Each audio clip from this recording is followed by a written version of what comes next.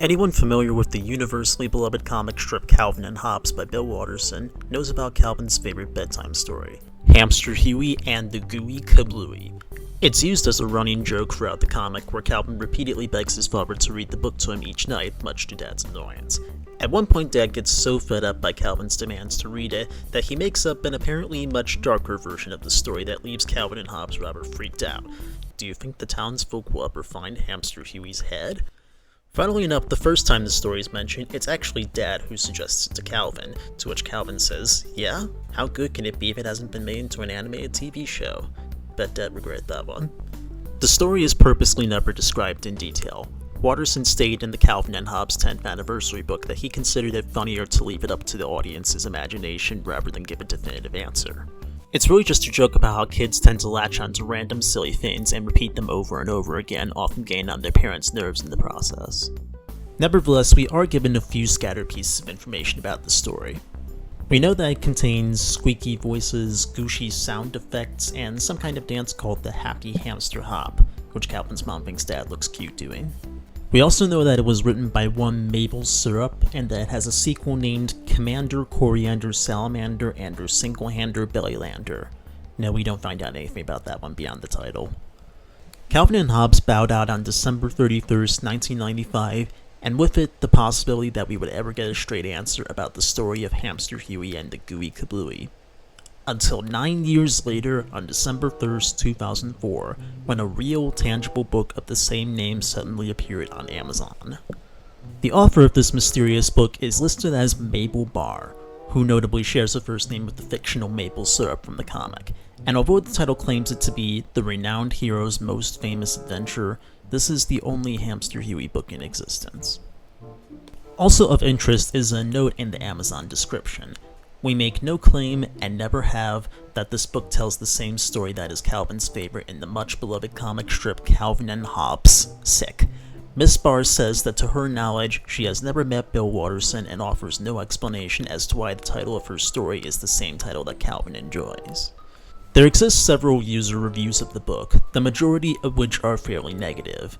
They tend to accuse the book of piggybacking off of the success of the original strip, astroturfing, and having very little content at a whopping 8 pages. Despite the presence of these reviews indicating that, yes, this is a real book, I've always found it strange how scarce any information about it seems to be. There does exist an interesting blogspot post called Anatomy of a Scam, which I'll link to in the description. It conducts a decent amount of background research, but it stops short of drawing any definitive conclusions and even suggests that the book may not actually exist. One day I decided I had to find out for myself, and I plunked down a chunk of disposable income on what appears to be the last affordable copy of Hamster Huey in existence. So, is it real? Well, this should answer your question. Well, let's not bury the lead any further. Let's read this thing.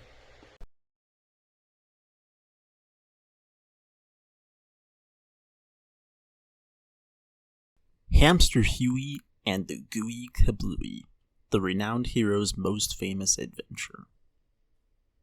Hamster Huey couldn't sleep. Even on a normal day, he had a vivid imagination. But tonight, Hamster Huey was feeling especially creative. This would be one of those nights when he would stay awake from dusk to dawn, thinking up wondrous new inventions, for Hamster Huey was the most famous inventor in all of Sprucing Valley. The townspeople counted on his inventions for their livelihood. Most of the people worked in a large factory in the center of town. This factory was famous worldwide for making the most splendid toys and games ever dreamed up, and Hamster Huey was the mastermind behind all the factory's best toys and games. His toys were not fancy. They didn't rely on blinking lights or dazzling colors or eye-pleasing beauty. Instead, they teased the mind in an enchanting way. He invented games in which players could lose themselves in a fantasy world of adventure for hours while thinking they had only been playing for a few minutes. People could play the same game over and over, it never seemed the same as the time before. Or they could choose a completely different game and enter a new type of fantasy never before dreamed of. The toys he invented became a part of the games, and the games were dependent on the toys. Thus there was great public clamor for both Hamster Huey's games and his toys. Hamster Huey could have been rich with all the fabulous things he had invented, but he had no interest in either riches or running a business. He had two loves, playing and creating new things, and these interests were all he needed to be happy. He also had the respect of every citizen in Sprucing Valley, from the youngest to the oldest, and no one could resist playing with the toys he created. At least once a year, Hamster Huey was struck by a particularly strong creative urge. He would lock himself in his toy workshop for days. His friends would bring him food, but no one was allowed to enter his workshop. During these times, his toy laboratory became a mess of toys, empty food plates, and bubblegum wrappers, for Hamster Huey loved bubblegum. He took little time to eat and sleep while he experimented with new ideas and related his thoughts to his faithful companion and playmate, Brown Bunny, who carefully wrote them down. When he came out, days later, the townspeople celebrated, because they knew that once again their factory would have new toys and games to make. Their workers would be kept busy, sales of their toys would support their families, and perhaps best of all, they would all spend days playing his new games, because of course the toys certainly couldn't be sold without thorough testing, they all said. Life in Sprucing Valley would have been nearly perfect if it were not for one small problem: Drogs. The Drogs lived at the end of Sprucing Valley, and they were a brutal, rude, and ugly group. The Drogs were far too dull to gain any pleasure from Hamster Huey's games. That would have required an imagination, something the Drogs were sadly lacking. But while the Drogs were not particularly intelligent, they had the good fortune to occupy a strategic position in the valley. No one could leave or enter Sprucing Valley without passing through the town of Drog. As slow-witted as they were, even the Drogs realized that this position could make them wealthy. They charged a high tax on anyone who passed through their city, and since Sprucing Valley toys were famous worldwide, this tax provided the Drogs with a steady income for almost no work at all. One would think the Drogs would have been grateful to the people of Sprucing Valley, but they were not. Instead, they mistreated the valley people whenever possible, teasing, bullying, and humiliating them just for pleasure. One day, a group of Drogs came into Sprucing Valley while the mayor was making a speech in the public market. They pushed their way into the fruit vendor's stall and grabbed a box of ripe tomatoes and splattered them all over the mayor and his deputies.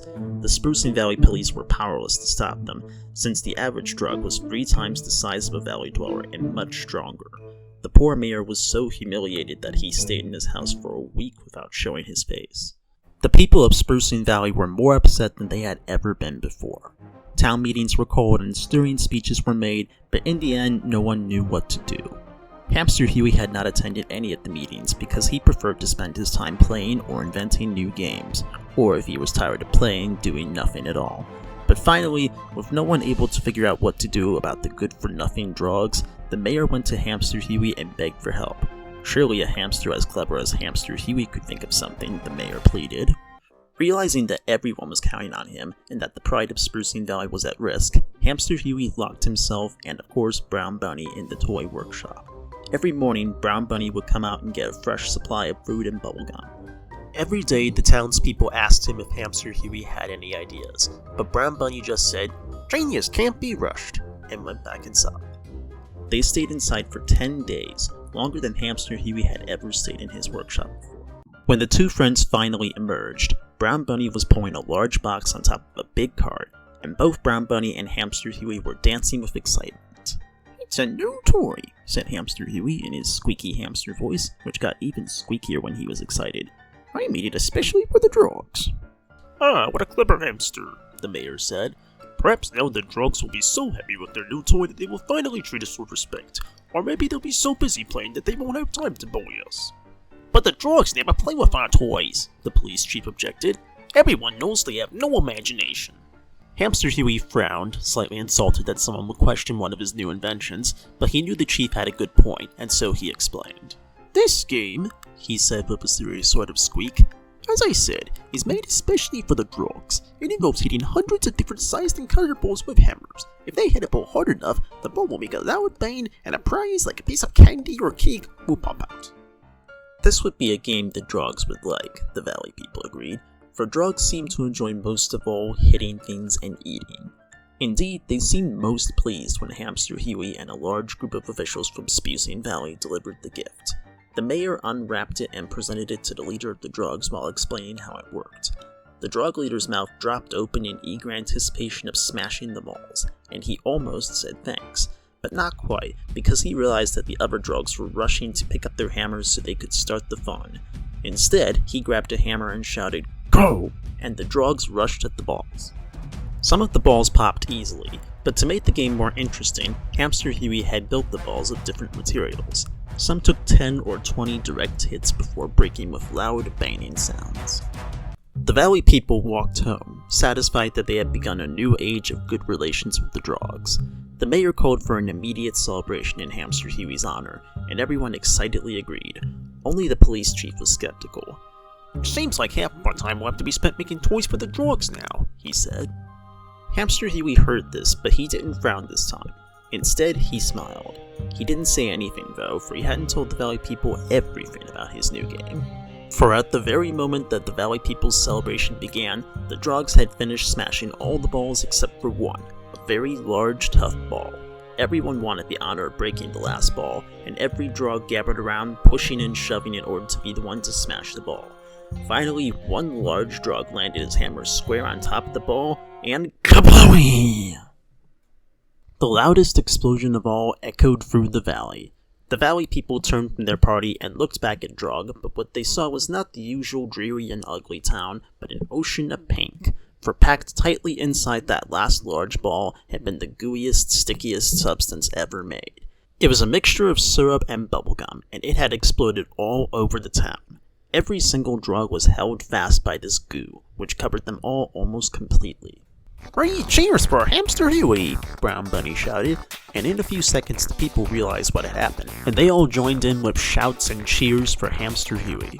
Soon they were dancing with joy, doing a new dance that Brown Bunny taught them called the Happy Hamster Hop. The people danced and sang all through the night, and Hamster Huey's squeaky voice could be heard above all the rest as he told again and again how he had come up with the idea for his Gooey Kablooie game while chewing on a wad of gum and blowing a bubble which had stuck to his face. The next morning, Hamster Huey used a special cleaner he had invented to unstick the drugs, but not until they signed an agreement to move to another valley and never bother the people of Sprucing Valley again. And because Hamster Huey was as kind as he was brilliant, he offered to send a new toy to the drugs once a year, a toy that would keep them happily busy pounding on things and breaking them just for fun. And the people of Sprucing Valley, especially the police chief, all agreed that Hamster Huey was the smartest hamster in the world. And there you have it. That is the entirety of the real Hamster Huey and the Gooey Kablooie. I suppose this is the part where I review a book intended for children a fraction of my age. Well, firstly, how faithful is it to the source material? I'm using the term source material loosely here, of course. Well, not only does it contain squeaky voices and gushy sound effects, but we do also get to read about the happy hamster hop that Calvin's dad hates doing. So at least the book has that going for it. Now, as far as its merits as a children's book are concerned, well, I read quite a few picture books back when I was the target audience for this book, so I would say this is pretty standard. The issue that most of the Amazon reviews bring up is the lack of pages, which is understandable since the book is, pretty thin. But in my opinion, the bigger problem here is the ratio of text to pictures. This book actually takes a halfway decent amount of time to read out loud, but I could have seriously used more illustrations. There are only a handful of lines of dialogue, and the only characters we get to actually see are Hamster Huey, Brown Bunny, and the Drogs. We don't get to see the supporting characters, or even very much of the town. Also, the way they talk about the happy hamster hop in the comic makes it sound like there are actual steps, so that would have been fun to see more of as well. Honestly though, I don't think the book is the disaster the reviews tend to make it out to be. Since Bill Watterson has historically held a pretty firm stance against merchandising Calvin and Hobbes, the odds were always going to be stacked against this book from the beginning. For its original price of $6.95 though, I think you could do far worse, and the small child would probably get a kick out of reading it at least once, albeit maybe not as many times as Calvin. So that's the book. But this is not the end of the story. Because my copy of the book came with a foreword on a separate sheet of paper, written by a certain Paul Spadoni. This turned out to be extremely illuminating. I had seen Spadoni's name come up in the blog post I mentioned earlier as the owner of Hamster Huey Press, and he's offhandedly mentioned in the publishing details on the first page, by Mabel Barr and Paul Spadoni. However, if it weren't for this little sheet of paper that I'm frankly amazed that the previous owner didn't lose, this video would probably be a lot shorter. The foreword strongly implies that Mabel Barr is just a pseudonym and that Spadoni is the actual author, which definitely piqued my curiosity as it contradicts the entire life story from Mabel Barr included on the back cover. After seeing this, my driving question changed from who is Mabel Barr to who is Paul Spadoni. Trying to find information on Barr was proving to be fruitless, but as luck would have it, I was able to track down the very same Paul Spadoni behind this book on social media. I was able to ask him some questions to tie up loose ends, and lo and behold, he delivered.